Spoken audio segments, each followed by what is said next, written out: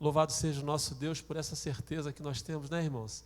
Saber que nós estamos clamando, o nosso clamor está subindo e muito mais ainda, subindo, Deus ouvindo e atendendo de acordo com a sua vontade. Amém, queridos? Como é bom estarmos mais uma vez aqui na casa do nosso Deus, neste culto de adoração e estudo da palavra. Hoje eu quero pensar com vocês um pouco sobre a nossa vida em comunhão com Deus, com a igreja, com os irmãos. E o tema que eu quero pensar com vocês hoje é a unidade em Cristo. E eu quero pedir a vocês que, por favor, abram as suas Bíblias lá em Mateus, capítulo 18, versículo 18 e 19. Quero deixar também aqui um abraço para todos que nos acompanham através da transmissão. Que a graça do nosso Deus esteja com você, aí aonde você está, nos dando assim o privilégio de poder chegar, talvez até a sua casa ou ao seu trabalho. Muito obrigado pela sua atenção neste momento. Mateus capítulo 18, versículos 19 e 20.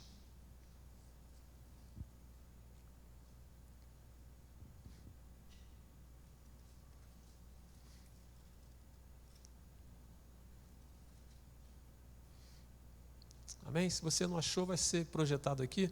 Diz assim o texto: em verdade também vos digo que, se dois dentre vós sobre a terra concordarem a respeito de qualquer coisa que porventura pedirem, ser-lhes-á concedida por meu Pai, que está nos céus. Porque onde estiverem 2 ou 3 reunidos em meu nome, ali estou no meio deles. Amém, queridos? Eu quero pensar sobre a comunhão. É bem verdade que esse fator comunhão, relacionamento, pessoas, é muito comum a todos nós seres humanos, sem exceção, todos nós. E lá no Gênesis, o próprio Deus, quando Ele cria o homem, né, chega um momento em que Ele diz que não é bom que o homem esteja só, ou não é bom que o homem viva só. E aí nós entendemos que fomos feitos para viver em sociedade. Só que Deus tem um olhar além desse olhar de uma sociedade normal. Deus tem um olhar para nós em relação ao reino celestial, aonde nós iremos morar e reinaremos com Ele. E a ideia é de que todos nós cheguemos ali, de que todos nós alcancemos os céus para que possamos ter a comunhão plena, a comunhão completa em Cristo Jesus na glória. Mas o tempo em que o Senhor nos permite passar aqui nessa terra é um tempo de desafio também, porque é um tempo que nós precisamos viver em comunhão. Mas a comunhão que eu quero pensar com os irmãos hoje é em relação à comunhão da igreja do Senhor. Se, não agora, mas se você puder tomar nota desse texto, e você puder olhar esse texto, na verdade, ele começa não diretamente falando sobre comunhão, pelo contrário. Se você voltar no texto ali, você vai ver que há uma certa divergência ali, né, sobre como tratar o irmão que erra com você, ou como tratar o irmão que peca com você ou contra você. Como tratar uma pessoa assim. E aqui a gente já começa a extrair uma ideia de que todos nós não somos perfeitos, todos nós não somos santos, nós temos o nosso pecado, mas ainda assim precisamos viver em comunhão. E aí Jesus, quando chega nesse ponto aqui, Ele não desiste facilmente do homem, Ele não entrega o homem ao seu próprio pecado, ou Ele não entrega a pessoa à sua própria sorte.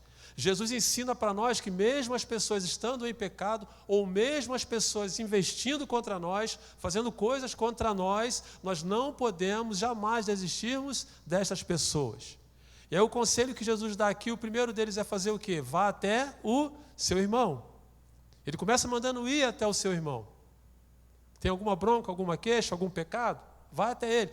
E é interessante, queridos, que a ideia aqui do texto não é o fato de eu ter pecado ou ter feito algo contra alguém, e sim de alguém ter feito algo ou de alguém ter pecado, algum tipo de pecado contra a minha pessoa. E aí o texto diz, Jesus orienta o seguinte: olha, ainda assim vá até ele e conversa com ele. E aí, se não der jeito, o que você faz? O texto vai dizer o seguinte, você pode ler depois: chama mais 1 ou 2 irmãos para ser testemunha, você volta lá e conversa de novo. E se não der jeito, pastor?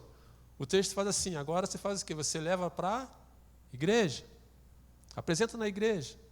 E se não der jeito, pastor? Aí Jesus sim fala, esse aí é um gentio, é um publicano, é tudo, menos crente. É mais ou menos essa a ideia que o Senhor trata aqui. Ele pode ser tudo, menos crente, mas o que Jesus deixa de lição magna aqui para nós, nesse contexto aqui? É de que nós não podemos fazer o que facilmente? Abrir mão da comunhão. E Jesus sabia muito bem, sabe muito bem acerca do nosso temperamento, comportamento, como somos, como deixamos de ser. Como eu disse, somos pecadores. Estamos num processo de santificação, mas somos pecadores. Talvez em algum momento nós vamos errar com alguém, falhar com alguém. Mas o que o texto mostra para nós aqui é que nós não podemos fazer o quê? Deixar de ter comunhão. E aí, baseado nesse texto aqui, eu também trago a ideia da unidade, né? Estamos falando em comunhão, sim, em estarmos unidos em amor, praticamente num bloco esse chamado igreja. Mas talvez alguém possa pensar assim, mas pastor, mas a questão da salvação e da vida espiritual, ela não é individual? Sim, é individual. A salvação é individual e é para todos. Mas o trato, Deus é mais o que? Mais direto. Mais direto. Como assim, pastor? Depende de quem? Depende de mim. Em muito, a vida em unidade vai depender de quem? De mim, de como eu estou. E é interessante também, queridos, que não em prol do meu benefício, mas em prol do benefício do outro, do bem-estar do corpo, do bem-estar da igreja. E aí, se a gente voltar lá no passado, nós vamos ver que muitos homens foram destaques na sua vida cristã, na sua vida evangélica. Muitos foram destaques, se destacaram não em prol de quem? De si mesmo, mas visando o quê? O bem-estar do rebanho. E nós poderíamos enumerar aqui, né? Noé, quando começa lá atrás, Abraão, Moisés, Isaac, o próprio Davi. Nós poderíamos enumerar aqui várias pessoas que fizeram tanto, se destacaram tanto, mas o objetivo final era fazer o quê? Arrebanhar o povo de Deus. Deixar o povo de Deus firme, forte, convicto da sua salvação e de quem eles serviam. Eu quero tirar, irmãos, rapidamente com os irmãos, para nós pensarmos aqui, alguns conselhos, algumas ideias, né, práticas para as nossas vidas acerca desta unidade. E nesse estudo bíblico hoje eu vou estar falando sobre esta unidade. Na semana que vem eu vou estar falando sobre o oposto, sobre a vida fora da unidade. Vai ser o próximo estudo da semana que vem. Mas hoje, sobre esses benefícios, a bondade, o prazer, o que tem de bom nisso, pastor, estarmos unidos? Estarmos unidos, não Estados Unidos, né? Parece que saiu Estados Unidos. Mas estarmos unidos. E a primeira ideia que eu quero pensar com vocês, queridos, que a unidade em Cristo, ela nos faz fortes. Volte comigo no texto, por favor, versículo 20.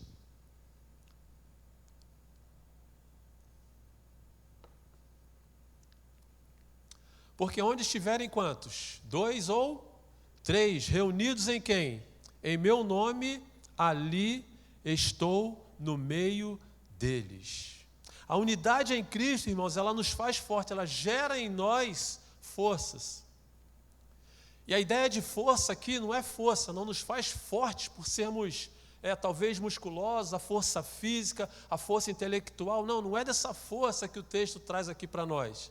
A ideia de força aqui é aquela força que é gerada a partir da comunhão com Deus, que está intrinsecamente ligado que à nossa fé, aquilo que nós acreditamos, aquilo que nos sustenta, lógico, revestido pela graça de Deus que nos mantém de pé e nos faz ser fortes. E aí o texto fala que onde estiver uma pessoa igual a essa, com mais uma, ali eu estou no meio deles.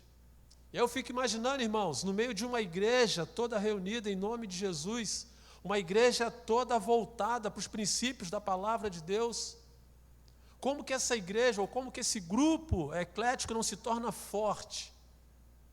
Não tem como não ser. E a Bíblia atesta isso para nós, Jesus acaba fechando. A ideia aqui é de que a minha força espiritual, junto com a sua força espiritual, imagine um rebanho tomado de força espiritual. vai nos fazer ser o quê? Forte. Vai nos fazer ser forte, irmão. Ao ponto da nossa força fazer o quê? Ao ponto da nossa força também servir de ajuda para aqueles que estão o quê? Fracos, caídos. E há um texto da palavra de Deus que nos atesta e nos chama a atenção quanto a isso. O apóstolo Paulo, quando vai celebrar a ceia, ele fala que há muitos no meio de vocês que estão o quê? Doentes, fracos, caídos. Mas se temos uma igreja forte, se temos uma igreja convicta, irmãos, os resultados serão o quê? Diferentes. Mas, como eu volto a dizer aqui, a questão da unidade da igreja em bloco, ela tem também os seus pontos o quê? De unidade. Eu, pessoa, o que é que eu faço? O que me chama a atenção, queridos, é que o próprio Jesus, quando ele vem a esse mundo, ele busca também se fortalecer. Ele não fica sozinho. Ele não caminha sozinho. Ele seleciona 12 para estar o quê? Com ele. Para quê, pastor? Para trabalhar com ele, para pregar com ele, até para orar com ele. E Jesus chega ao ponto até de pedir oração quando ele está no Getsêmani, né? Se você depois puxar na história, quando ele chama os discípulos para orar com ele, e chega um momento em que ele chama 3 para que possa ir até entrar naquele tempo de fervor e oração que ele tem com Deus. Ele convida mais 3 para estar mais próximo dele. Mas ele queria que todos estivessem o quê? Com ele fazendo o quê? Orando. E por que isso, pastor? Porque isso trazia para ele a sensação de estar o quê? Mais forte, de estar o quê? Mais alicerçado, mais firme. E é essa lição que ele traz para nós, de que quando nós estamos unidos, nós nos tornamos o quê? Forte. Mas a minha unidade, eu sozinho, traz para mim a ideia de que eu preciso também de outra pessoa. E aí o texto em que lemos vai dizer que as pessoas não são o quê? Não são normais ou não são iguais a mim, mas ainda assim eu preciso me relacionar e conviver com esta pessoa, com todos os seus problemas, com todas as suas dificuldades, com todos os seus erros. A ideia aqui, com todos os seus pecados, não compactuando com o pecado, é claro, mas eu preciso viver, nós precisamos viver. Jesus selecionou 12, esses 12 não eram todos perfeitos, e a história mostra isso para a gente. Mas ele abriu mão de alguém, eu pergunto para vocês. Nem mesmo de Judas, irmãos. Nem mesmo de Judas. É bem verdade que na Páscoa que nós tratamos bem a questão ali de Jesus no Getsêmani. Mas há um momento em que Judas chega e beija Jesus. A expressão de Jesus em relação a Judas, a fala de Jesus em relação a Judas é qual? Amigo, a que vieste? Amigo. Jesus está a ponto de ser traído por Judas, mas ele chama Judas de amigo. Jesus não desiste dele nem mesmo numa das horas mais cruciais da sua vida. Jesus não desiste dele. Jesus mantém o que? A unidade de Judas. E ele ensina isso para a gente aqui nesse texto aqui. Com toda a imperfeição, eu preciso me relacionar, porque quando eu me relaciono, eu me torno o quê? Mais forte. E é essa a ideia de força, irmãos. E por que eu digo isso para vocês? Por que eu trouxe essa ideia para nós pensarmos nesta noite? Por conta do engodo que Satanás tem colocado no coração de muita gente. Muita gente. Onde a prepotência, a arrogância espiritual tem tomado conta. E a primeira coisa que a pessoa, as primeiras atitudes que a pessoa tem quando se deixa levar por esse engodo de Satanás, quando ela sente em si mesma a sua autossuficiência, de achar que ela é completa por si mesma, sem entender que a graça de Deus é quem sustenta ela, sem reconhecer que é a graça de Deus que de repente a colocou na posição que ela está, sem reconhecer que os bens materiais que ela tem é tudo pela graça de Deus, a pessoa se sente autossuficiente. E a pessoa autossuficiente dificilmente ela se encontra numa condição de achar que precisa se fortalecer com alguém. Outro pensamento, a autorrealização. Já cheguei onde eu cheguei, está bom. Já cheguei por meus méritos. Já cheguei porque eu estudei, já cheguei porque eu prestei um bom concurso, já cheguei por isso, por isso, por isso, por isso e por isso. E aí se acha o suficiente. E a palavra de Deus também nos adverte quanto a isso, irmãos. Ai daqueles que se julgam o quê? Estar pronto, firme, preparado. Ai daquele que se julga. É uma advertência dura, uma advertência severa, mas é a verdade. Por quê? Porque a pessoa que tem que trabalha em si esse conceito e que vive desta forma, um dos primeiros pensamentos que ela tem é de que ela não precisa de quê? De um momento como esse aqui, ó, de igreja, de estar na casa de Deus em comunhão. Eu não preciso da comunhão com os irmãos, eu não preciso da comunhão com Deus. Eu não preciso de estar aqui recebendo da palavra, porque eu já sei tudo o suficiente. Eu não preciso.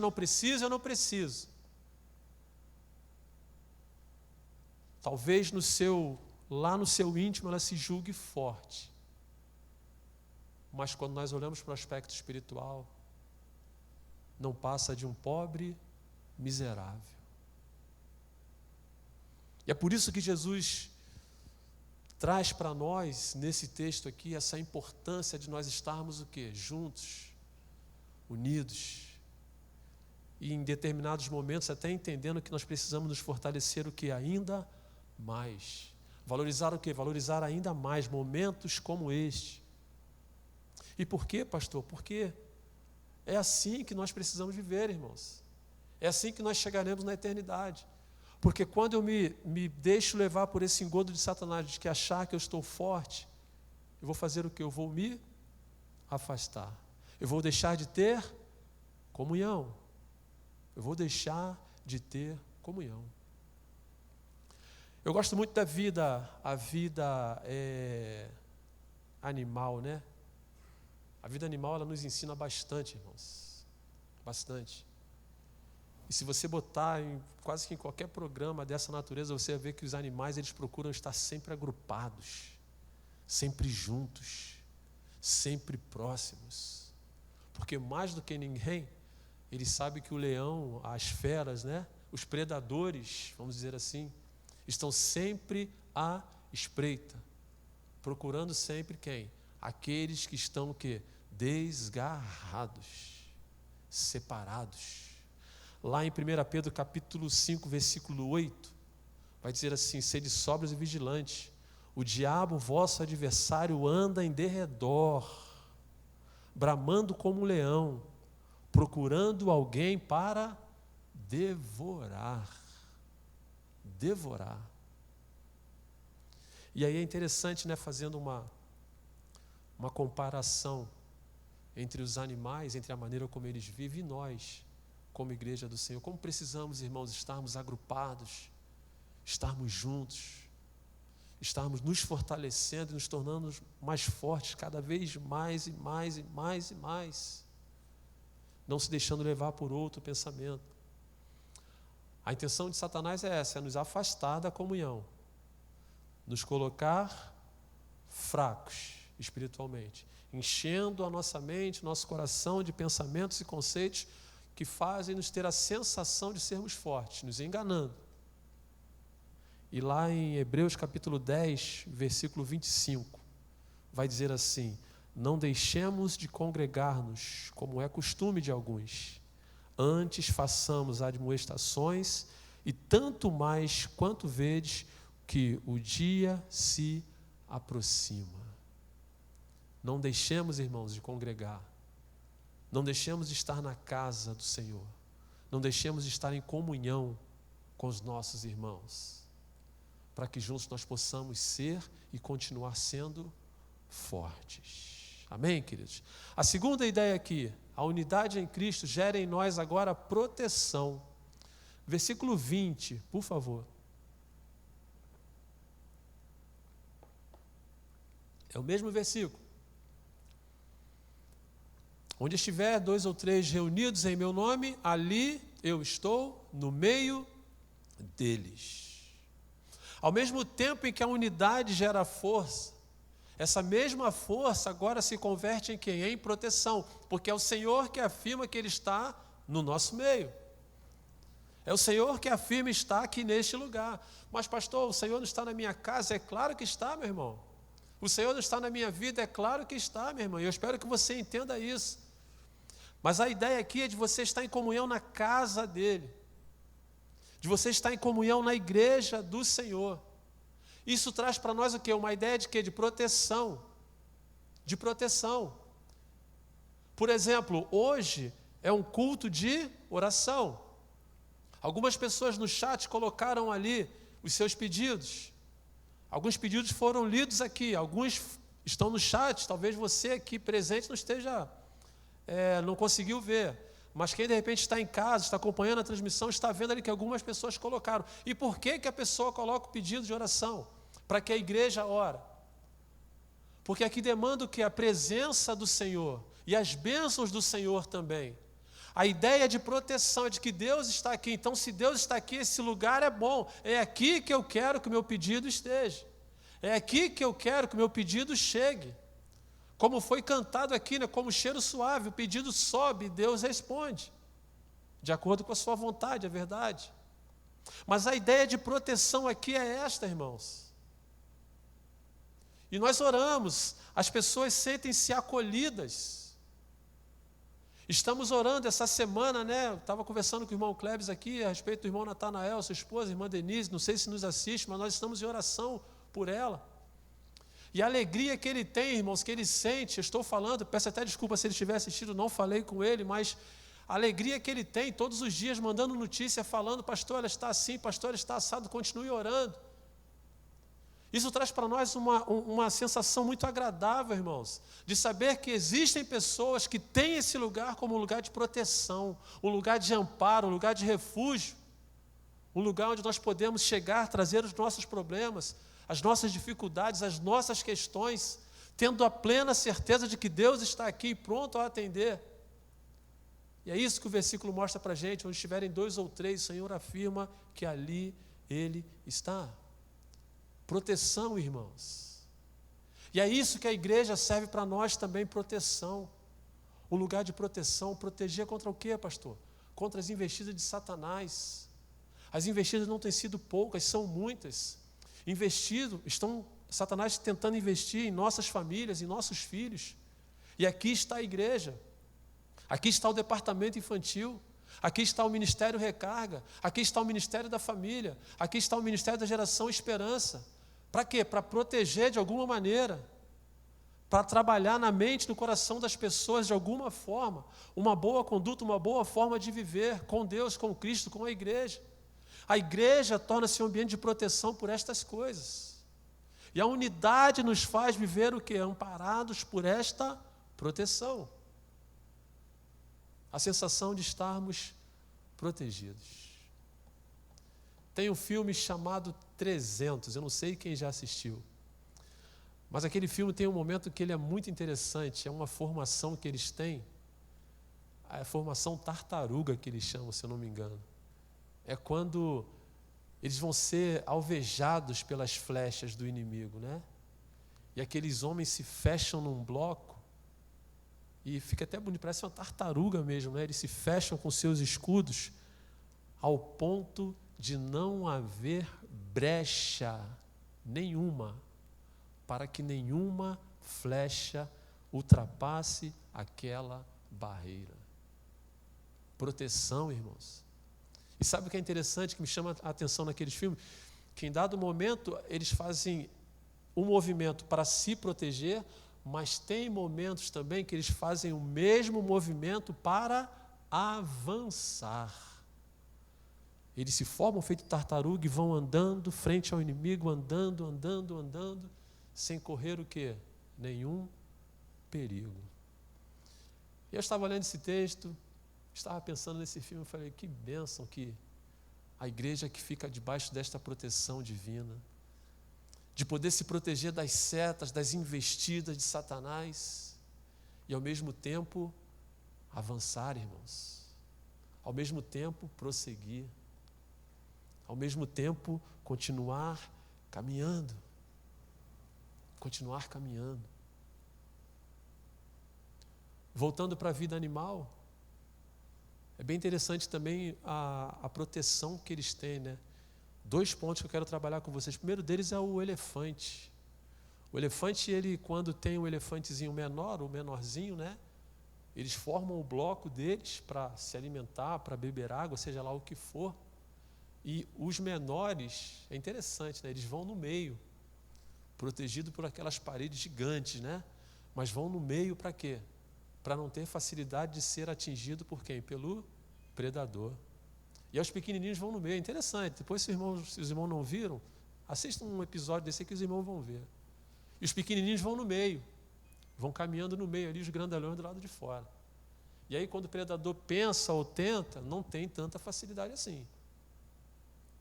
E aí, quando eu olho para esse ponto aqui, irmãos, eu penso das pessoas que estão começando a caminhar na fé. Estão começando a caminhar com Deus. Estão crescendo na fé. Estão pequenos na fé. Como é bom entender também a igreja como essa proteção, as paredes santas que protege no nosso crescimento enquanto crescemos. Para quê? Para que a gente também possa resistir o quê? As investidas de Satanás. O texto em que lemos, o leão aqui, o devorador, ele anda de redor querendo fazer o quê? Querendo tragar, querendo uma possibilidade de puxar. Mas a igreja coesa, fechada, a igreja bem alicerçada e unida, a ideia é de que as pessoas que estão crescendo na fé estejam no meio, no centro. E tem um segundo tipo também de animais, que é aquele gnu. É gnu o nome dele. O gnu é interessante, ele coloca não só os pequenos, mas também aqueles que estão enfermos, aqueles que estão doentes. Eles formam o bloco e os doentes vão no meio. E os búfalos também fazem isso, eles vão no meio. Vão no meio, vão no meio, vão no meio. Só que na vida animal, também na nossa vida, tudo tem um tempo, né? Do crescimento. E aqueles que estão doentes, eles ficam ali também por determinado tempo. Mas a ideia é de que eles façam o quê? De que eles melhorem, se recuperem. E aí, quando eu penso em relação à igreja, e o apóstolo Paulo fala isso também, há entre vós muitos doentes. E não são o quê? Não são poucos. E aí eu penso, irmãos, que esses também precisam estar o quê? Protegidos, guardados. Mas eu entendo também que há um tempo de restauração, de recuperação. Há um tempo. Porque no reino animal, determinado tempo, ou determinada investida lá do predador, o bando costuma correr, e se naquele tempo que ele teve, de 1 semana, 2 semanas, de se recuperar, ele fica o quê? Ele fica para trás. E aí o Senhor nos dá, né, com a graça e misericórdia dele, ele dá para nós, às vezes, 1 semana, 2, 1 mês, 1 ano, 2. Mas a pessoa precisa se recuperar. Mas a ideia é de que a igreja é um lugar de proteção, onde a pessoa fica protegida. Quer ficar protegido, meu irmão? Quer ficar protegida, minha irmã? Permaneça no centro da vontade de Deus e permaneça em comunhão com a sua igreja. Permaneça em comunhão com o seu irmão. Se fortaleça cada dia no Senhor e permaneça em comunhão com o Senhor e com a igreja do Senhor, para que você possa ser também cercado por essa proteção divina, cercada por esse amor divino. Terceiro e último ponto, rapidamente, agora lá no versículo 19, por favor.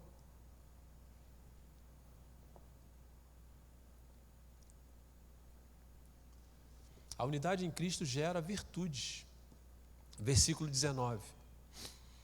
Em verdade também vos digo que, se 2 dentre vós sobre a terra concordarem a respeito de qualquer coisa que porventura pedirem, ser-lhes-á concedida por meu Pai que está nos céus. E aí eu separo 2 virtudes aqui, bem nítidas, em relação a esse ponto aqui. A primeira delas é a empatia. É se colocar no lugar do outro. A parte B nos coloca numa visão assim mais ampla. Se dois dentre vós sobre a terra concordarem a respeito de uma coisa, a ideia é, eu tenho algo a pedir. Como eu disse, hoje é um dia de culto de oração, onde as pessoas apresentam seus problemas. Você já tentou, assim, se colocar no lugar da pessoa? Já tentou, de repente, sentir o que a pessoa está sentindo? Talvez você não pense dessa forma, em se colocar no lugar da pessoa. Mas a empatia aqui está o quê? Na preocupação que você tem com a pessoa. Ou seja, a preocupação que você tem com a pessoa, com o problema da pessoa. Querem ver? Faça essa experiência, depois vocês contem para mim, por favor. Uma pessoa que chega para você e fala assim, pastor, ore por mim, ou então, irmão, ore por mim, minha irmã, ore por mim, por isso, por isso, por isso, por isso. E no decorrer da semana você manda uma mensagem para ela e fala assim, minha irmã, como é que está aquela situação que você tratou comigo? Já resolveu, não resolveu? Como é que está? A pessoa que faz o pedido, ela é tomada de uma felicidade tão grande por saber que ela está sendo cuidada, tratada, de que tem alguém se interessando por ela, que tem alguém olhando para ela com empatia. Só nesse aspecto, irmãos, o emocional dessa pessoa já é tomado de uma alegria tamanha.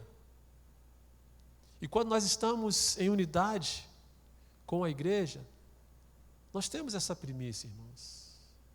Ou pelo menos precisamos ter essa primícia de empatia, de preocupação, de orar, de se preocupar, de cuidar.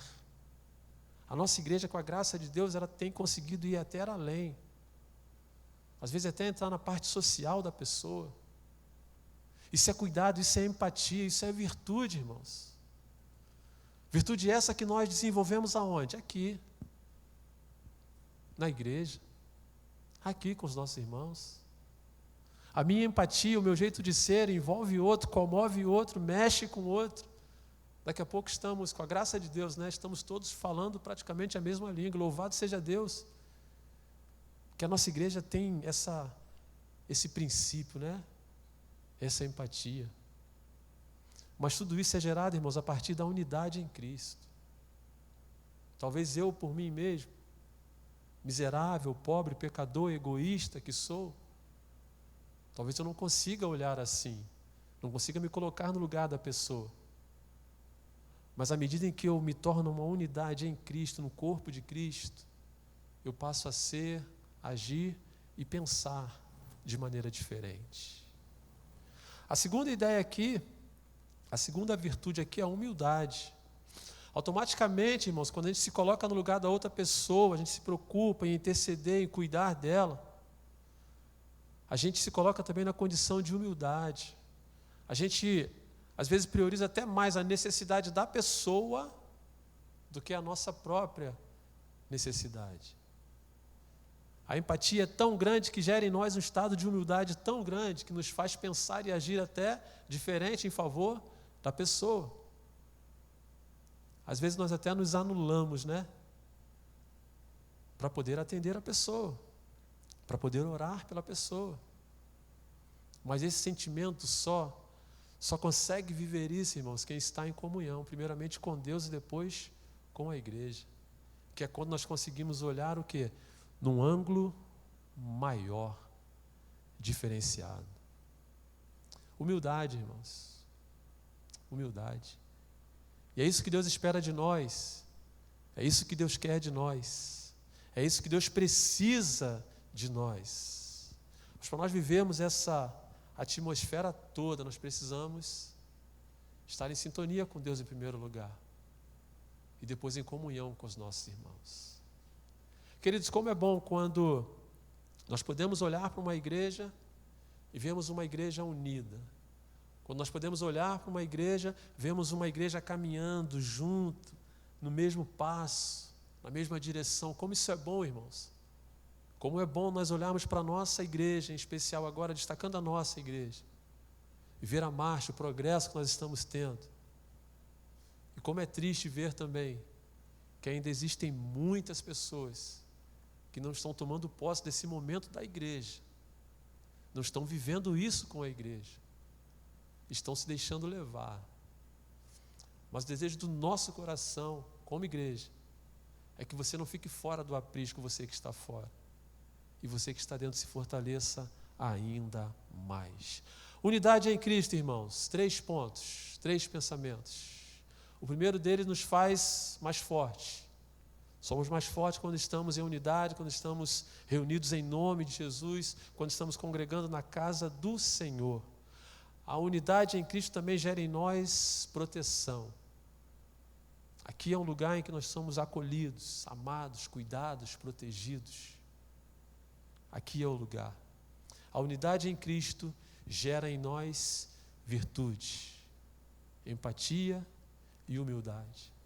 Se colocando no lugar do outro, se preocupando com o outro, ajudando o outro, estendendo a mão ao outro. Amém, queridos? Que Deus nos abençoe nesta noite, que o Senhor continue a falar aos nossos corações, que o Senhor continue a nos fortalecer. E na semana que vem nós vamos falar agora sobre a segunda parte. Aqui falamos sobre a unidade, quem está em Cristo. Na semana que vem vamos falar um pouquinho sobre o não estar em Cristo, o que é que acontece. Amém, queridos? Espero que na próxima quarta, se você puder estar conosco. Se não, se você puder estar nos acompanhando pela transmissão, vai ser bênção também.